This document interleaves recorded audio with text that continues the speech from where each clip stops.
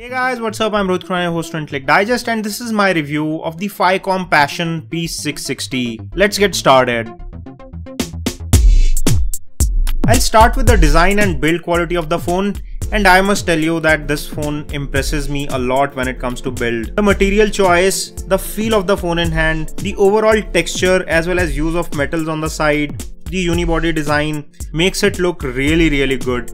It feels solid and very nice in hand. Talking about the SIM options, it comes with a single SIM option which is a micro SIM, and there is a microSD card slot, the trays for which are provided on the right hand side. Our wake up key is also on the right hand side and finished in metal. On the left hand side you will find another metallic key which is the volume rocker. Below the display there are 3 touch capacitive buttons which are not backlit. On top of the display there is standard earpiece, some sensors and a 5 megapixel front facing shooter.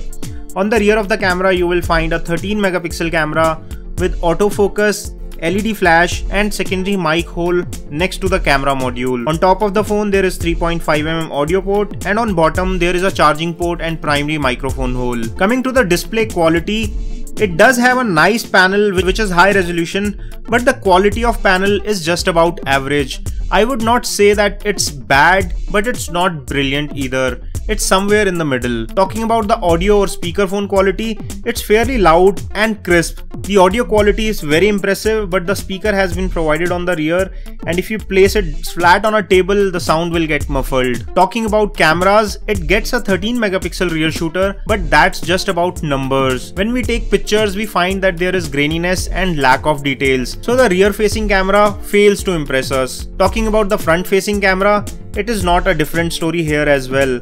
The 5 megapixel front facing shooter does take decent selfies, but the detailing is missing and is not comparable to other 5 megapixel cameras that we have seen. So in camera department, this phone does fail to impress us. Talking about the performance, benchmarks and gaming, this phone is powered by a Snapdragon 615 chipset, which is fairly powerful.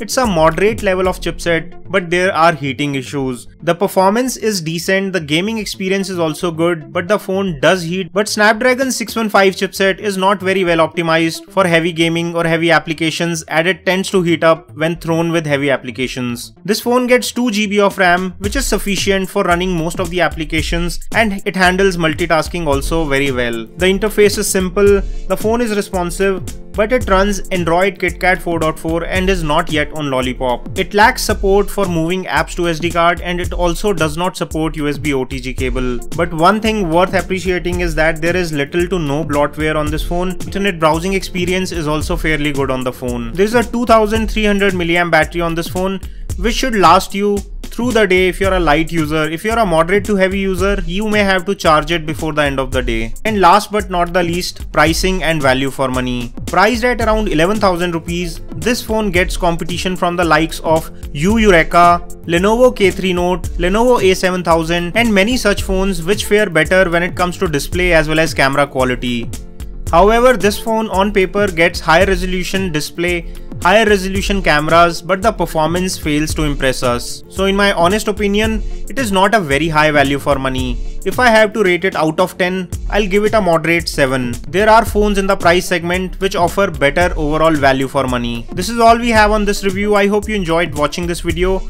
If you did, don't forget to give us a thumbs up by pressing the like button below. For more such videos, make sure to hit the red subscribe button. I hope to see you on my next video. This is your host Rohit Khurana signing off. Thanks for watching.